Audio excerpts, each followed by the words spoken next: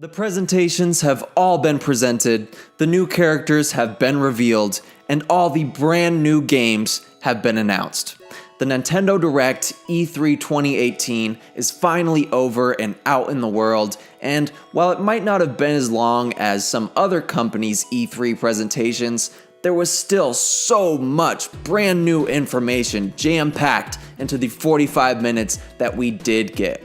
Now, as I expected, there weren't quite as many completely brand new game announcements this year. In fact, probably over half of the presentation, maybe a little under, was just Super Smash Bros. For Switch information, which I can't really complain about, and like I said, I was kind of expecting that. I think the whole world was expecting that. But regardless of that, there was still quite a bit of brand new announcements in the first 20 or so minutes of the presentation as well. I actually streamed my reaction to this entire Direct earlier this morning live, and if you'd like to watch that entire reaction, I'll have a link to that down in the description. But in this video, I'll just be counting down my top 5 moments of this Direct that really made me say, wow!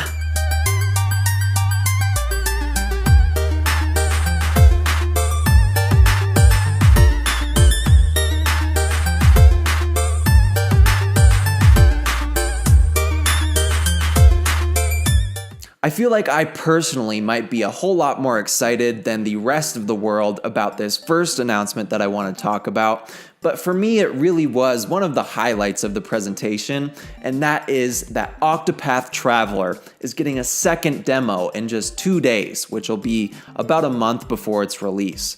I think the most exciting thing about this demo being released is that you'll be able to transfer your save data that you garner in that demo over to the full game when it releases next month. So essentially, this is like free early access for everyone, even if you don't pre-order the game. I think that's awesome. I'm sure that we'll get a taste of 2 new paths, 2 of the new playable characters. If not, I'm almost expecting them to open all 8 paths. Like, if you can transfer your save data over, it almost sounds like they would make the whole first part of the game for all 8 playable characters available. It kind of sounds like that's what they're going to do, which has me very excited. Essentially, we're going to be able to play this game a month early and keep our save data. So that's why it is one of my top 5 moments of E3 this year. For my top 4th pick, I sort of had to cheat here and lumped 4 different games together.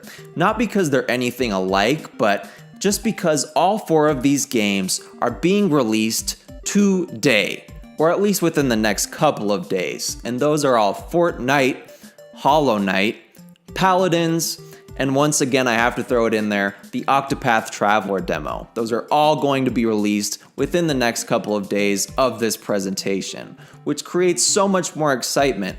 Oftentimes when you watch these types of presentations, all of the Nintendo Directs, they leave you with this sort of high and dry feeling, like you're so excited, but there's just nothing to do about it. Like, now all of your old games feel lame, but when they have these same reveal and same release day drops, it just makes it so much more exciting and gives you less of that high and dry feel like you're missing something in your heart or whatever. They've sort of started this precedent with other Directs this year, and they even just did it a couple weeks ago with Pokemon Quest. I think it's a great way to announce games. I don't want every single game to be announced and then released the same day, but for some games, it really works. Like, I don't know if I would have picked up Fortnite on my Switch if it hadn't been revealed and released the same day. Like, if it was revealed for a release maybe a couple months from now, I don't know if I'd pick it up, but today I'm definitely playing a lot of Fortnite because I'm so freaking excited after that presentation. I hope they keep this trend up. I really like it. My top 3rd moment of this presentation was Fire Emblem 3 Houses. This was actually one of my most anticipated games for this year prior to E3. But of course, that was one of the biggest disappointing factors of this announcement, is that Fire Emblem will not be coming out in 2018. It got pushed back to the top of 2019, which made my heart sink, I will admit. But what we saw does look pretty great. We saw some new animated cutscenes, which could mean there's no CGI cutscenes in this new console game, which I thought was kind of interesting. Maybe they will kind of mix them up, have some minor CGI cutscenes and then major animated cutscenes. It looked like a properly produced television show though, so looks pretty great. The story looks pretty cool. It sort of seemed like they were trying to capture what made Fire Emblem Fates good. There's 3 different houses or 3 different kingdoms, and they're all warring for this land, and you can choose which kingdom you want to start in. So in that respect, it's sort of like Fates without the 2 versions. You choose which family or kingdom you want to go with and kind of fight the other families depending on your choice. So that seems kind of cool, kind of bringing back that Fates aspect. Other than that, the gameplay looks awesome. Just a console quality version of Fire Emblem. It's 720p.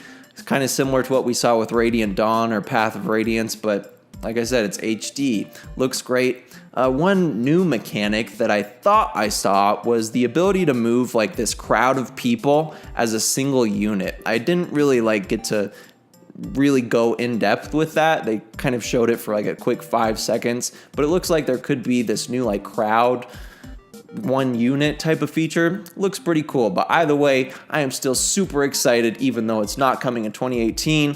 Fire Emblem 3 Houses will be awesome. These last 2 choices I have are very close to tied on the hype meter here, but I've decided that the second most hyped announcement for this presentation was Ridley being a playable character in Super Smash Bros. Ridley has been one of the top desired characters for any Smash game, probably since the inception of the internet, and maybe even before that. I'm sure if you go back to a YouTube video from 2006 or 2007 talking about what characters that person would want in Smash, you're probably gonna find Ridley in there. This guy has been wanted for a long time, so it's just gonna be so exciting for everyone that he's finally here. I haven't really even played a game with Ridley in it, but I'm still excited. I never thought it would have happened. He was kind of a boss character on one of the stages in Smash 4, so it seemed very unlikely that he could even fit as a playable character in the roster, but they did it. They actually even mentioned how difficult it was to scale him down to the size where he would not be overpowered compared to the rest of the roster. He's sort of like a Charizard size now is what I got from it, but I'm so hyped. Of course, there are all the returning characters that are very exciting, but Ridley being in Smash is really one of the most exciting Nintendo announcements in the last couple of years. I don't even think I can relate to you how excited I was when a friend of mine first picked up a copy of Mario Party 10 and invited me over to play. I also don't think I can relate to you this overwhelming feeling of disappointment that I felt when we actually started playing that game. Mario Party 6 was one of my top played games on my GameCube back in the day, so I've been a big fan for a long time, and if you've played any of the 2 most recent Mario Parties, you know that a lot has been changed since then. But Super Mario Party, which was just announced today, looks like it could be a stark return to what made the game great in the first place. Instead of all being trapped together in a single car and forced to deal with whatever decisions and roles your teammates or opponents make, whatever they were in those games, you are actually separated and able to move wherever you want. You roll your dice and you go wherever you want.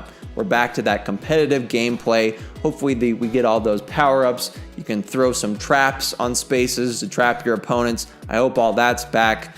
I'm sure it is from what we can tell.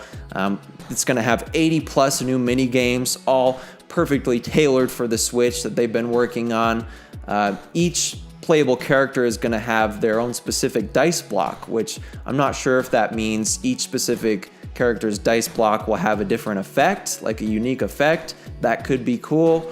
I'm sure there'll still be power-up dice blocks as well. It just looks like this is going to be a more traditional Mario Party game in a fun new way, and I'm so freaking happy about that. So those were just my top 5 moments of E3 that made me go, huh. But I'm sure there were a few things that didn't really excite me that might have excited you a lot more. So please let me know what you were most excited for of this presentation down in the comments. Leave a like on the video if you enjoyed, and subscribe to my channel for the latest Switch content available. This has been Max from Max Culture, and thank you so much for watching.